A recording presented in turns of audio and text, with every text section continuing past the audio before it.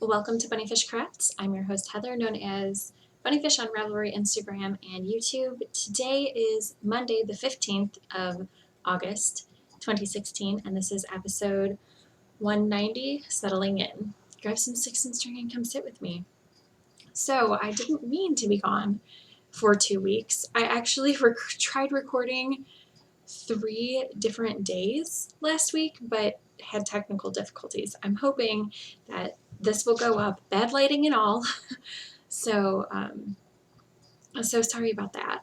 And I know the lighting is terrible, but I'm also having a really difficult time trying to find a good time and place to record right now because there are, at any given time, at least 2 children here, and sometimes up to 5,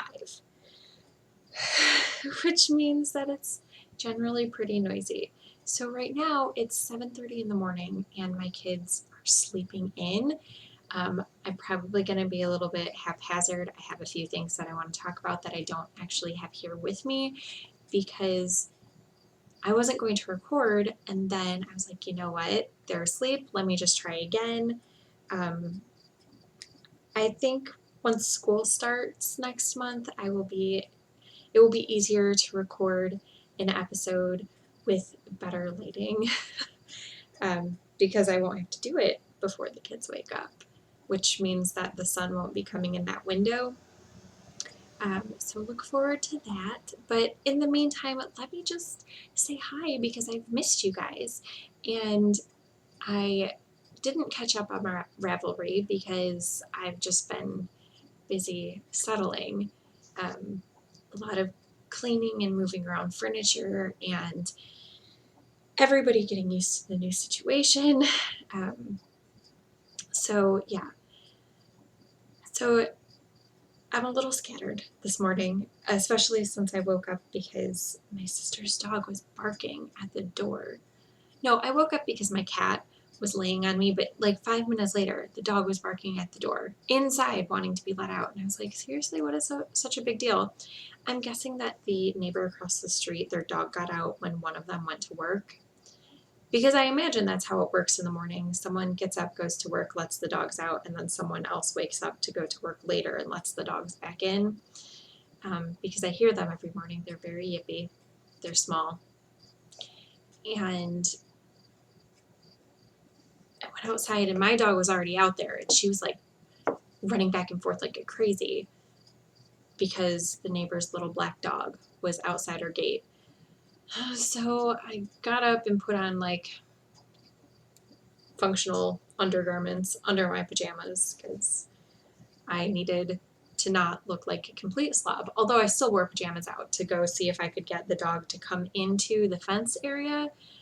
But I didn't want to pick up someone's dog, especially a yippy dog, and have it close to my face and maybe get bit or something. So it didn't come into my fence. And I hope that the owner has since gotten it because the other dog went in the house and there is no sign of the little black dog outside my fence anymore. Anyway, random much. This is going to be a really rambly intro, so I will put down here where to go if you don't want to hear about life stuff because I have a lot of life stuff and normally I would talk about it at the end, but I kind of want to talk about it now. So, fun things that happened. The Monday before I moved, Melissa, who is the designer behind Meltran Designs and podcast and is an Auntie on Ravelry, she and her family visited me and my kids the Monday before I moved.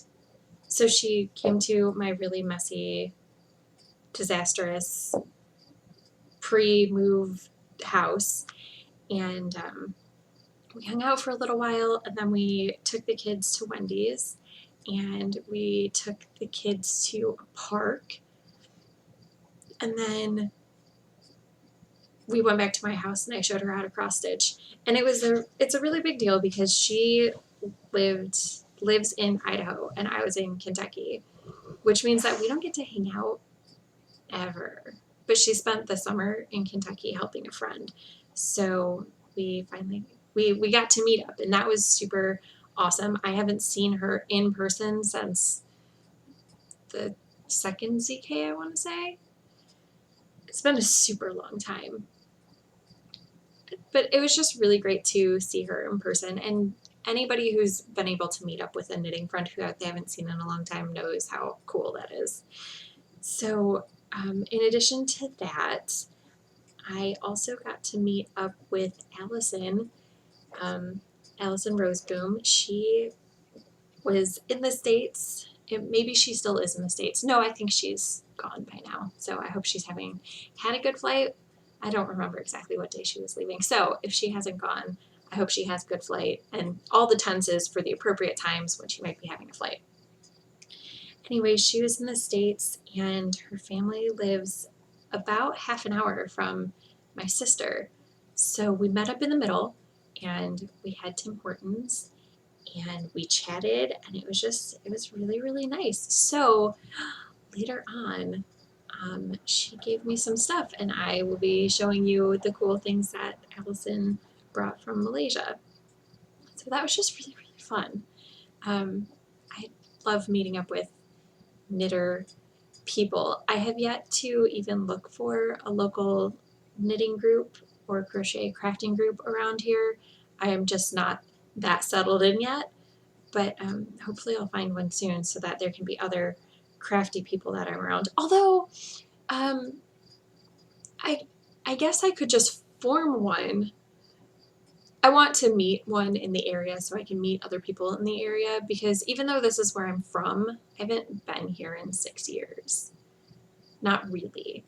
So I have my core group of friends, but it would be nice to have a different social circle too. You know what I mean? Anyway, talking about starting one, I went the Tuesday after I moved. It was my friend Zach's birthday. So I was invited by my best friend, Mary Lee. She lives with Zach's family. And she was like, "Oh, there's going to be a potluck tonight. It's not really a kid specific party, but it's not anti-kid. If you don't mind people swearing around your kids a little, I mean, that's probably going to happen." And I was like, "Yeah, they'll be fine. They understand that some people swear, and even though I don't frequently, it happens, so they understand." So we went, and there wasn't very much swearing. It was a potluck. We brought chips, because we had chips in our pantry, and Mary Lee was like, "Well, we have, let's see," they had like several main dishes, and she was like, "We don't have a ton of snacky things, so we brought chips." And while I was there, Zach's mom, Mumsy, I feel like that household sounds like all made up names, and some of them are and some of them are not. Zach, Shay, Mumsy, and Mary Lee. It's like a storybook character name. Anyway, where was I? Oh, while I was there, Mumsy, who is Zach and Shay's mom, was like, "I'm so excited you're back. Now you can teach me how to knit." I don't think I taught her how to crochet. I think I refreshed her memory on how to crochet back when Mara was very small, 9 months old, I think. I'm pretty sure that when Mary Lee's mom passed away from breast cancer, that is the week that I taught. I was in Michigan for a week helping her sort out her things, and I'm pretty sure that one of those days was when I showed Shay and Mumsy how to crochet. Although that could have been before I moved, so that could have been back when Gabriel was about 9 months old. I don't remember for sure. I know that I had a small human, but I can't remember if it was just one or two. So she's having a hard time with the crocheting though, because she can't make out the stitches that she's going into, which I can understand. That's kind of confusing when you're first learning. But with knitting, it's a little bit easier because as long as you're using appropriate yarn, the stitches are very distinct on the needle. And so we're going to try that. And I know that Shay is interested in doing some crafty things. So it might not be like a knitting circle, it might be a general crafting thing. And Mary Lee is super crafty. One of the things that Shay and I have decided that we need to make are, Mara has this, she has two dresses, but in particular she has a blue one that I am super in love with. And it's those little girl dresses that are like kind of t-shirts on top and then have the tulle skirts on the bottom. And I haven't seen any in a store in my size in a reasonable price. So Shay and I are going to get some tank tops and tulle and make our own, so that we can have awesome princess dresses. And I think Mary Lee is going to make one too, because why not? So that will be happening someday, maybe when we're like 80 and actually have time to do all the things that we think we're going to do. But that's on the list of things to do. I think that is most of my general chatter. So 11 minutes in. Hope you guys didn't mind it though. I mean, it's been 2 weeks, and really it's been like kind of like 3 since I've really recorded something that you could see. I don't know, that explained anything. So the light is getting worse on my end because now the sunlight is on half of my screen. So I hope that when I show you things, you can see things, but I don't know. Sorry about the lighting. So I have a bunch of finished things, 2 of which I don't have to show you right here, but I'll insert pictures because, like I said, it's kind of a, oh my gosh, all the kids, or my 2 kids are sleeping. No one else is in the house right now. So let me go ahead and do it. The first is I finished all of the market bags. I know I talked about the market bags forever ago. And I showed you one that I had cut the neckline and the sleeves off of, and I was sewing the bottom. Well, this is what the market bag looks like when it's finished. So here is the sewn bottom, and I just used back stitching on it because I find that back stitching is pretty strong. I didn't want the seams to bust on these, and they're actually really, really sturdy market bags. So here's my seam, and I'm trying to stretch it out, and it's not really stretching out, which is good. So in case you weren't here, didn't see that episode, whichever one it was, these market bags I made out of old t-shirts that are just not super donatable. Like this one has stains on it. It was a paint shirt, so there's a stain right there. They pretty much across the board had like armpit stains because they're paint shirts. So they got worn really hard for lots of hard labor. By paint shirts, I mean, back in the day when I was a theater major, I had several shop classes that I had to go through because I was a technical theater major. And when you're working in the shop for 3 hours a day, 4 days a week, or 5 days a week, your clothes get kind of grubby. So I had a collection of t-shirts that I just wore to the shop because there's sawdust and paint and all sorts of not super attractive things going on. So yeah, those shirts were a little bit grubby, and I don't really have a use for them anymore. They've mostly been sitting in my closet for the past several years. So when I was getting ready to move and I did a purge of my closet, I don't know how much I talked about this. I got rid of a third of my clothing. So some of it I donated, some of it I saved for specific friends, some of it some of it I was going to throw away, which were the t-shirts because they were too grubby. And then I was like, well, I have super guilt about throwing away things that could possibly be useful, even if I'm not using them right now. So I decided that I would keep the shirts to make into market bags, But the only way I would allow myself to do that would be if I started on making the market bags immediately. So that is the final of the 4 t-shirts and 3 tank tops that I turned into market bags. And they actually work really, really well. I haven't used this one in particular yet, but I have used one of the t-shirt bags and one of the tank top bags for actual grocery shopping. And the tank top bag held 21 cans of Monster. No, not Monster, Rockstar. I don't know, some energy drink. I don't drink energy drinks, but my sister does. So we got 21 cans because they were on sale for a ridiculous price. And the tank top bag had no problem carrying all of that. It may have stretched a little, but since it's a reused tank top, I wasn't too worried about it, especially since, like, worst case scenario, if the bag rips in a way that it's irreparable, it's cotton, so I could just compost it. But if like the seam ripped or something, I would just sew a new seam. And if it got a hole in it, I would just sew up the hole. And also the best thing about them is that since they're t-shirts and stuff, they're easily washable and dryable, which means that I don't have to be like, oh no, put my raw meat in plastic and then put it in a bag, because I can just be like, no, just put it in a market bag and one of the t-shirt bags. And if something leaks, it will be fine because I can throw that in the washing machine.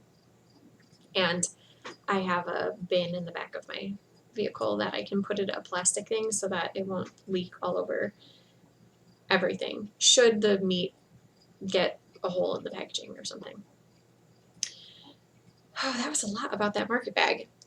But I really like them. I like them so much that I gave one to Amanda to keep in her car so that she has a market bag instead of bringing home a bunch of plastic grocery bags, because we really don't use them that frequently. It would be one thing if we used the plastic bags a lot for something, but we don't. So it's just wasteful. And then I feel eco guilt about having all these plastic bags laying around that aren't being used. So yes, market bags. And I also gave one to Mary Lee because I finished one at her house at the potluck. I just sewed it up. I am going to say, before I talk about other finished objects, I have been doing other sewing just a little bit here and there every day, but I'm not going to show you anything today because this is already almost 20 minutes and I have a lot to talk about. So just know that I have been sewing a little and I will talk about it more next week. Okay, what else? I have a pair of socks that I started and finished while I've been here. I think it took me a week-ish to make. Not even, because today is Monday and I started them last week on Monday. The reason why these went so fast there are numerous reasons why it went so fast. So here's the sock. You're like, what is that? Clearly a yoga sock. So here's the sock. And I'm making these socks for my best friend. She yogas a fair amount.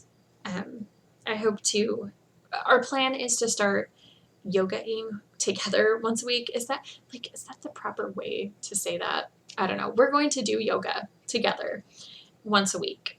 That is our plan. It's our goal. So we're going to do it. And I tagged her in an Instagram post a while ago that was a pair of yoga socks. And she was like, oh my gosh, I need these in my life. So I'm making her a pair. I'm actually going to make her several pairs because we work on a barter system, basically. I want her to cut the hair of pretty much everybody who lives in this house. So I'm going to make her a few pairs of yoga socks, which I think is fair. I mean, it took me several hours to make a pair, and it's going to take her several hours to cut all of our hair, so it's fair. The yarn that I used for these is scrap yarn, and I started out with the tops of the socks are actually 2 different scraps of yarn, but I thought that they looked okay-ish enough together that it would look like a pair, although Marilee doesn't care if they match at all. I could just make them completely scrappy Franken sock sort of things and it would be perfect. So that, I mean, that's probably how the rest of them are going to work. I plan to make her yoga socks out of scrappy bits, and my plan right now is to use kind of girly colored scrappy bits for her. She doesn't care what color they are, but I have a fair bit of leftover yarn that I've used to make squares in the blanket, or squares for any blanket really, and a hexapuff or two. But I don't personally feel that colors are gendered. Um, if guys want to wear pink and purple and stuff, that's cool. But I know that a lot of people feel that colors are gendered, and I don't know how Gabriel will feel about it when he grows up. Currently, he doesn't care about gendered colors. Right now, his fingernails are painted red because the girls were painting their nails red, and he was like, oh, I want to paint my fingernails too. So Cecilia, my niece, painted his fingernails. So, and I don't care. He's not in school, so it's not against dress code. Um, so right now he doesn't care, but I don't want to make a blanket that when he's in college and going through all that craziness that is college or high school or whatever, I don't want to make him a blanket that he's like, I can't use this because it's too girly.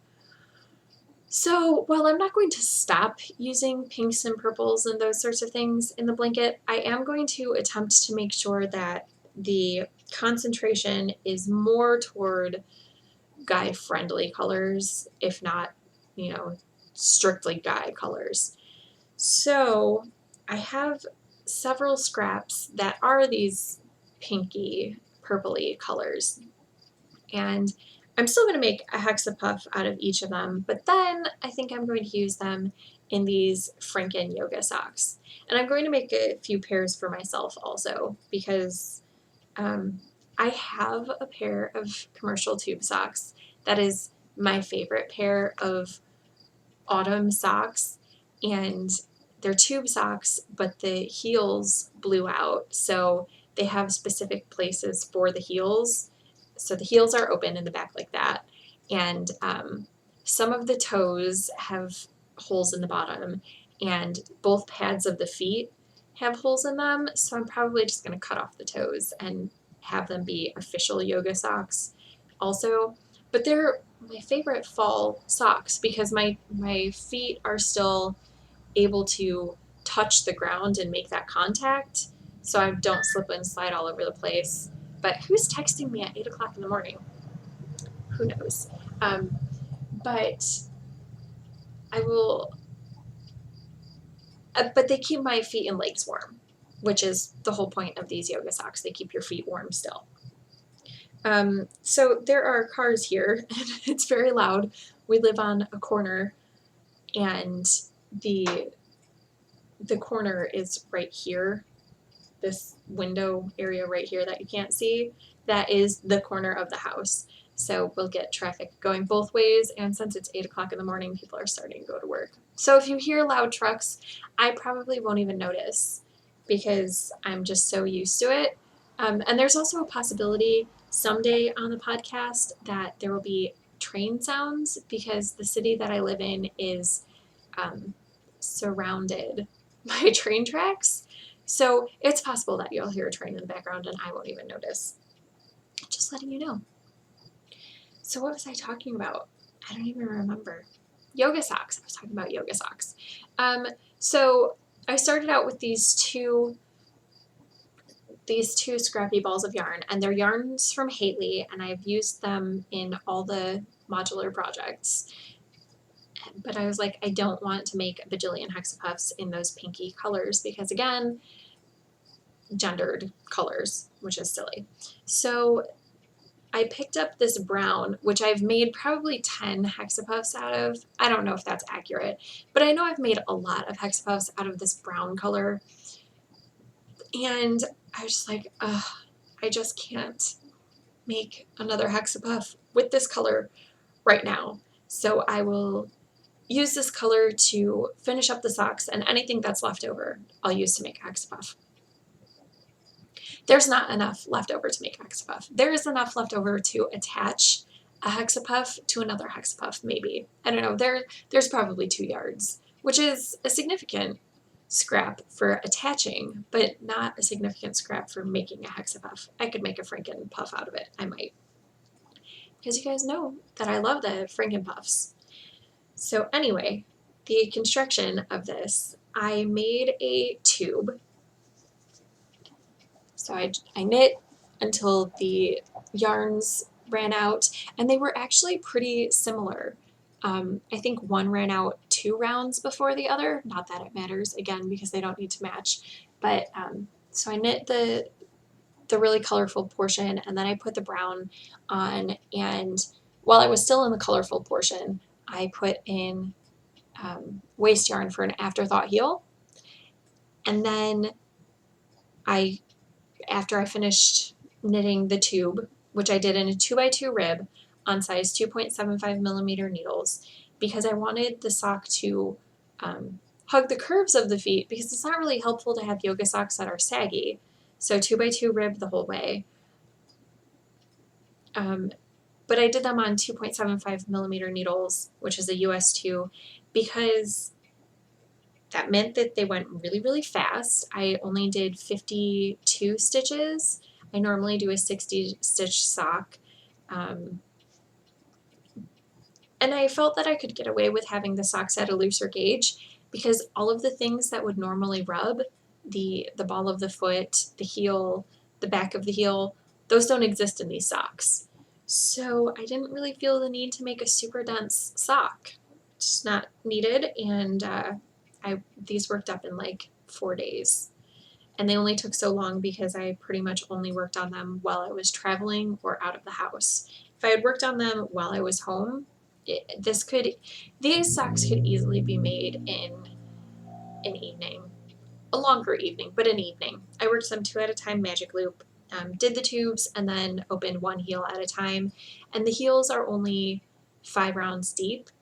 I did a pickup round, and then a decrease round, a straight round, a decrease round, a straight round, and a bind off. So the heels went really fast. And they fit pretty well. I think I'm going to see Mary Lee this evening, so I will give them to her, even though she's not cutting hair for a bajillion years, because whatever, it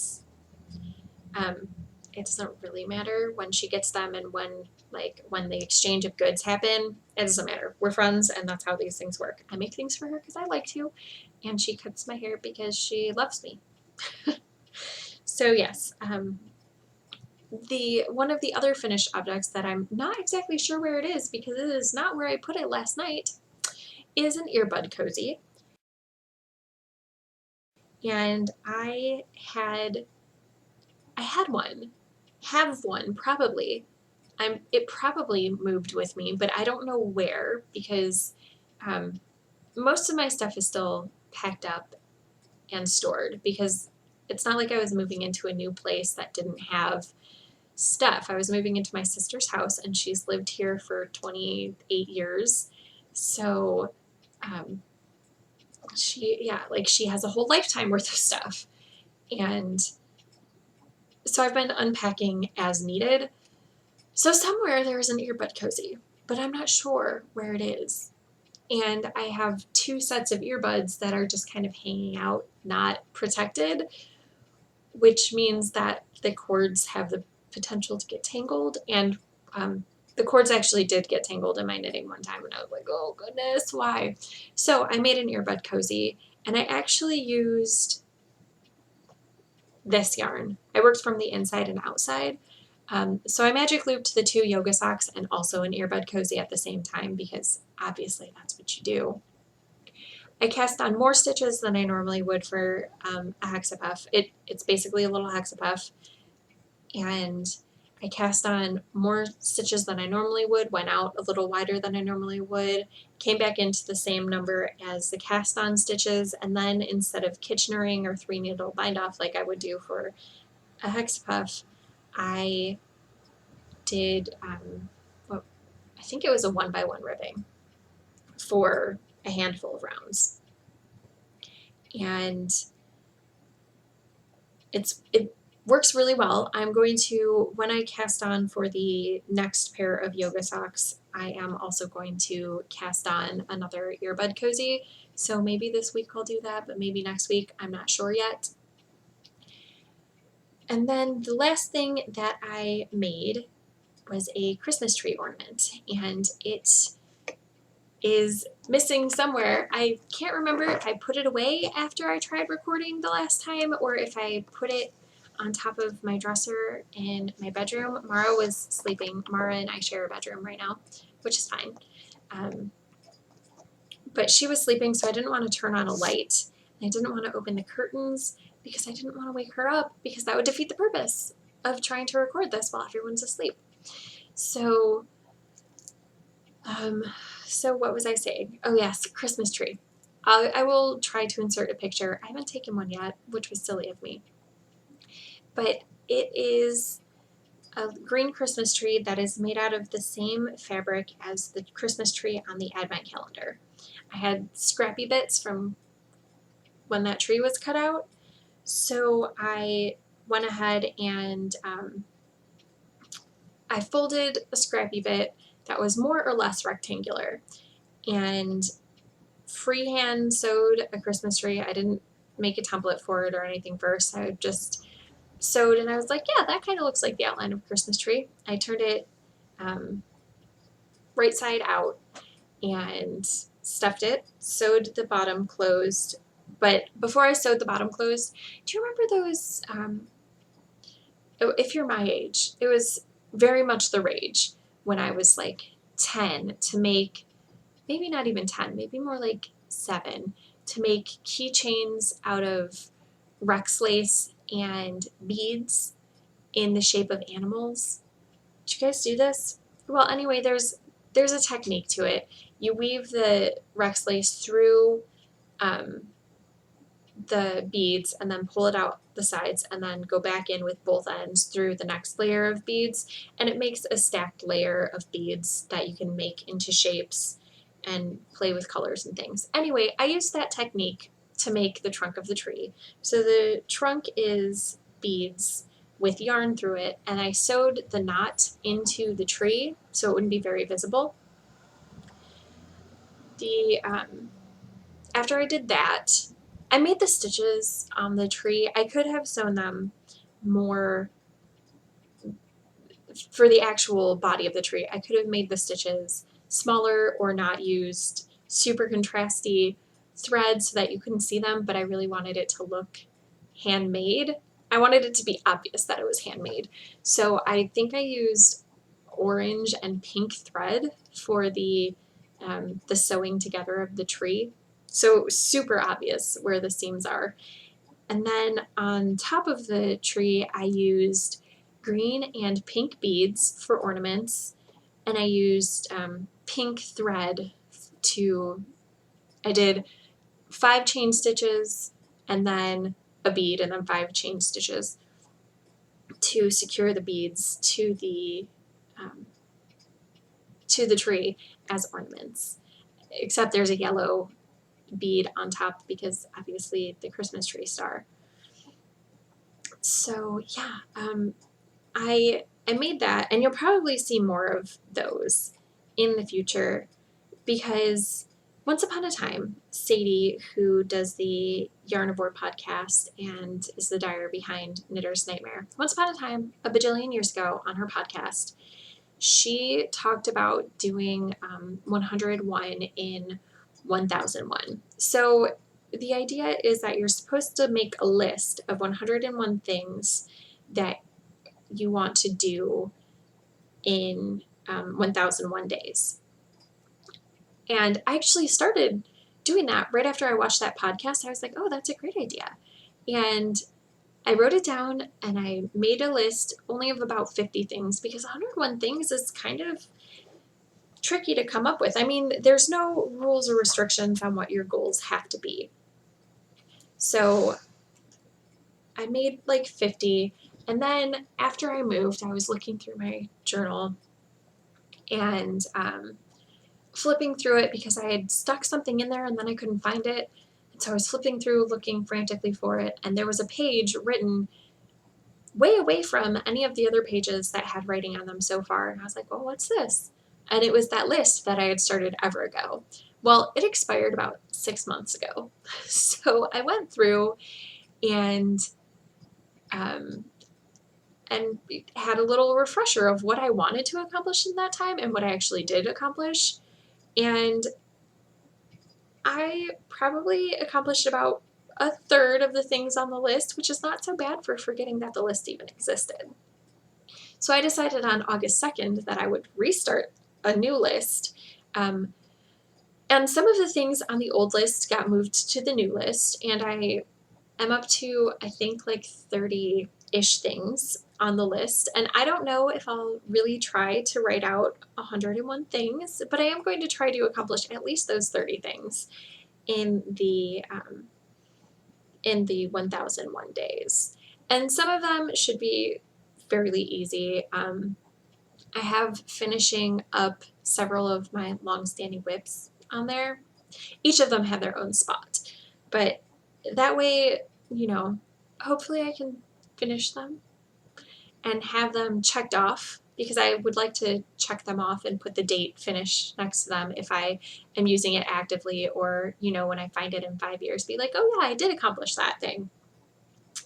So I made that list, and one of the things on the list is to make or acquire enough handmade ornaments to cover my Christmas tree, which is only a 4-foot Christmas tree, so that's not a ridiculous idea. I already have a small-ish collection of handmade ornaments that I have made, and also Haley's made me several, so it's possible.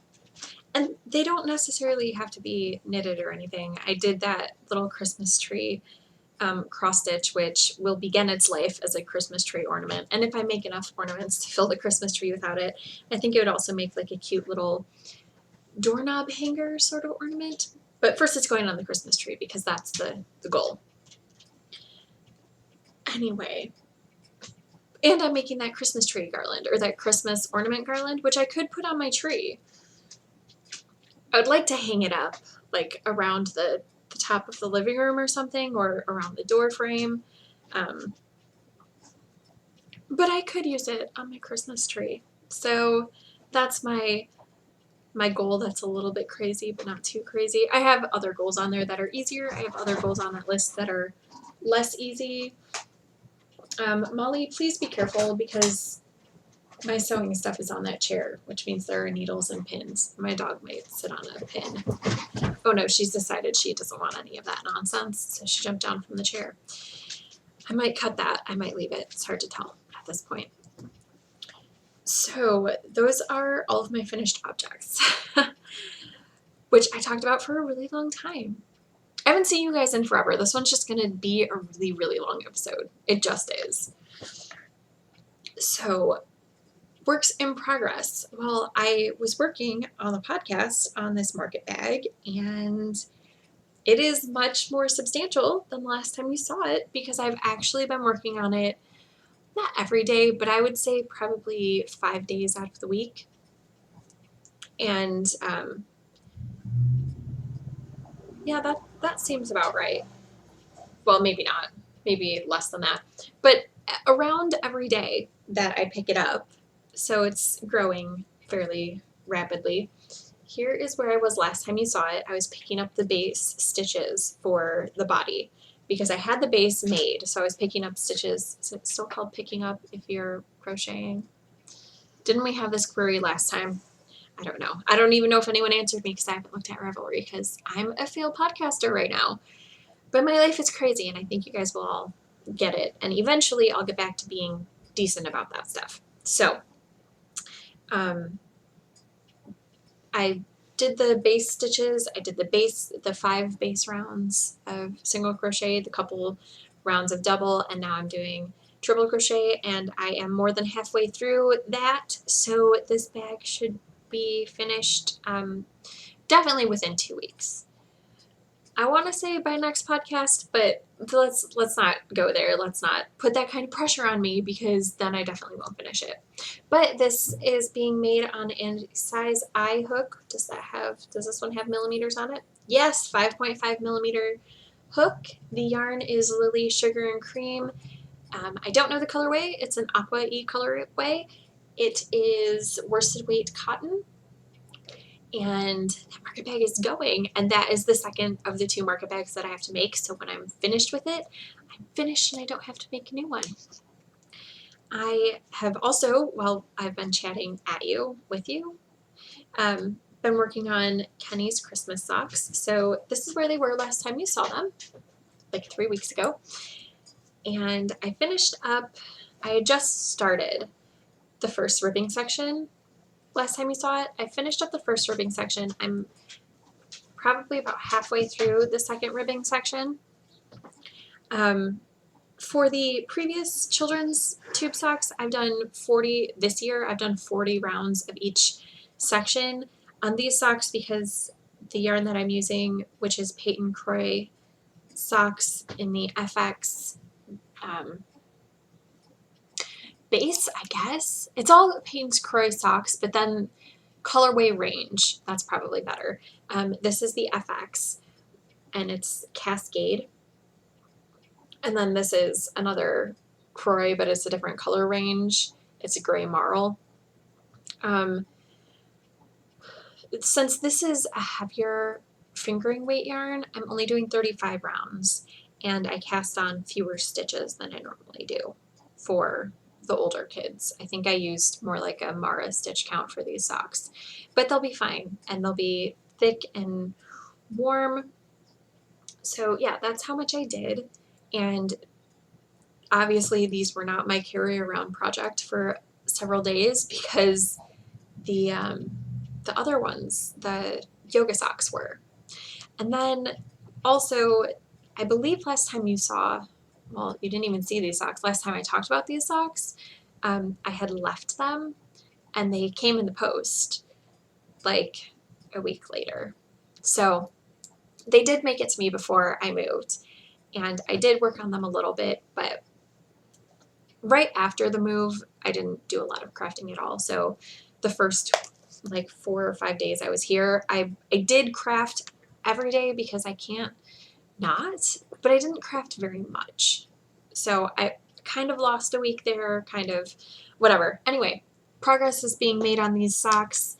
They're more than halfway finished, so they will be done in plenty of time for Christmas, and maybe by next week, maybe. They're not my favorite project to pick up and put down, so we'll see. Although my favorite project to pick up and put down were these tube socks. I don't know why, these yoga socks rather. I think it's just because they were on such big needles and they just worked up so fast. So these will go back to being my main travel project. I have also worked on the 3 pairs of socks that are not yoga socks. I worked on US size 1, 2.25 millimeter needles. I worked on my Kick in the Pants socks, which is a lollipop yarn pattern, and there you go. There you can see it. It is a really simple free pattern on Ravelry. It's just a 2 round, I guess like a 2 round pattern that you do at the beginning of a color change. So it's not, every 2 rounds you do this. It's at the color change you start doing this. Even if the color change happens in the middle of the sock, you just, you make sure that you're starting in the right place on the pattern recipe. How do you explain? It doesn't matter. It's a slip stitch pattern. It makes this really cool little wavy thing. It has a lot of impact for something that's so simple to do. And then all of the rest of the rounds of that color block are just plain stockinette. So it goes really, really fast. And this would be my main travel knitting, except I can't start my final socks for me. I can't start my fourth quarter socks until the fourth quarter. So I'm trying to make these, the third quarter socks, last through the third quarter, and I don't know if I'm going to be able to do that. So I've only been allowing myself to work 2 rounds a day on the days that I pick it up, because this, apparently my sock projects just need to take mini vacations away from me. It's not horrible. When I went to the potluck, I forgot this project bag. And then I didn't see Mary Lee for about a week. So the project bag just lived at the foot of her bed. It fell down by some dog toys, and she just didn't see it until the next week when she deep cleaned her room. Because I went over the day after she deep cleaned her room. So of course she didn't deep clean her room until the next week. Because who does that every day? I don't. I don't deep clean every day. Anyway, random, totally random. So these socks are back with me, and let's see, that's where they were the last time you saw them. I'll show you on this sock. So I worked up the rest of the foot, and yesterday and the day before I put in heels, because I was like, well, heels are a little more than 2 rounds, but I could just do a heel a day and that would be fair, right? So I'm super in love with these socks. I plan on making them very tall, which is why I put in contrasting heels. You might have been like, that's a lot of black in those. I used Premier Serenity sock in the black colorway. It's just a little bit darker than the black, dark gray, whatever, in the yarn, the main yarn of the sock, which is 716 knit, 716 sock in the Hardcore Hamsters colorway, which is a special colorway that Jenna dyed for me for winning part of a knit along that she hosted, and I super love it. Oh, I know I say it every time I talk about these socks and this colorway in general, but this is my favorite colorway. I love it so much that I have a sweater out of it, and I would make anybody anything they wanted in this yarn. Okay, maybe not anything. Let's not be ridiculous. I'm not making like a size 3X cabled sweater for anybody out of this colorway, but I would make a lot of things out of this colorway. Yeah, I just love it so much. Not the hardcore hamsters, just the everybody wants petrified hamsters and they don't know what to do with them colorway. I mean, I also really love the hardcore hamsters, but I love hamsters in general, the colorway, not the animal. The animal's okay, but they're kind of smelly because you have to clean them like their cages a lot, otherwise it gets gross. Totally random side tangent, which seems to be the thing of the day. Actually, let's be honest, it's the thing of my life. I'm just always random side tangents. So these are my socks. I plan on making them as tall as possible, so I'm doing contrast heel. I probably should have done contrast toes too, but I didn't think about it at the time. And they're really close. If I had used less, if I had less yarn waste at the beginning of one toe than the other, they would be equal. But here, let me pull out this yarn because we're about to get to a color change, and you can see how, let's see. So you can see there's where the color change starts on one, and that's where it starts on the second. So they're really close, maybe a round off at this point, but I don't even think it's that much. I also worked on the Mingus socks. And these are the ones that I'm like embarrassed to show you the progress or lack thereof on. So here's the bottom where the progress is. I only did this much. I haven't had the bandwidth to make these socks because I have to sit down with the chart every time I work on them because they are heavily patterned, and I've only made it through 1 and almost a half pattern repeats, so it's not enough pattern repeats for me to have it memorized. It's a lot more intuitive this go round, but it's still not like, oh, this is what you do on this round, and I don't have to look because now I know exactly what we're doing. So here is what it looks like. Can you Where's that window in relation to my screen? No, you're not going to be able to super see it. I need to put this on the other hand. I need to have my hands free. Okay, let's try this again. So there's the sock, and doop, doop, doop, doop, doop. There's the window. So you can kind of see that pattern on there. It's super patterned. This yarn is gorgeous. It is, oh, I have the tag right here. Interesting. Spin Monkeys Revolution sock in the Sky Lantern colorway. And it's just so beautiful. I super love these socks. They're so, so pretty. They're Haley's Christmas present, but she's already looked at the podcast, so I don't have to hide them or anything. And did I say the pattern? I know that I said Mingus. Pretty sure I said Mingus by Cookie A. I'll just say it again because why not? The pattern is gorgeous, and like most of her patterns, the pattern is written very smartly. It's not a word, but whatever. I mean, it might be a word, but I don't think that it is the word that I want to use there. Whatever. The socks themselves are lovely. I am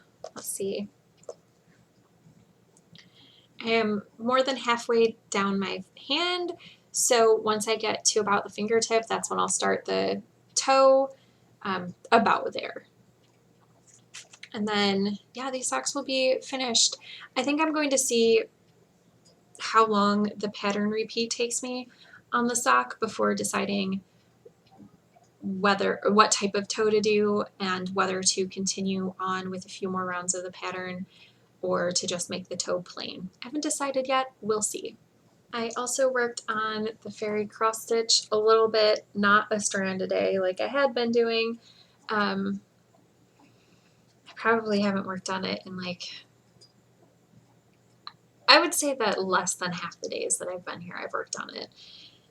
It just takes concentration, and I haven't had a lot of that right now. I haven't.